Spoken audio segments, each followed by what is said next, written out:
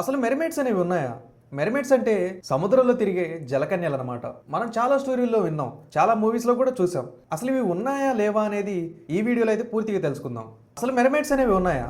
చాలా మందికి నమ్మకం అయితే ఉంటుంది మెర్మైడ్స్ అనేవి ఉన్నాయని. అసలు యాక్చువల్గా మెర్మైడ్ అనే పదానికి అర్థం ఏంటంటే, మెర్ అంటే సీ అని అర్థం.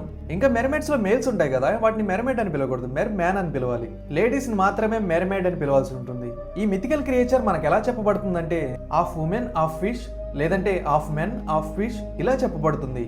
ఇది సముద్రంలో బాగా లోతులో నివసిస్తూ ఉంటుంది. ఇవి ముఖ్యంగా south Atlantic, south Pacific and Indian oceans లో ఎక్కువ నివసిస్తూ ఉంటుంది.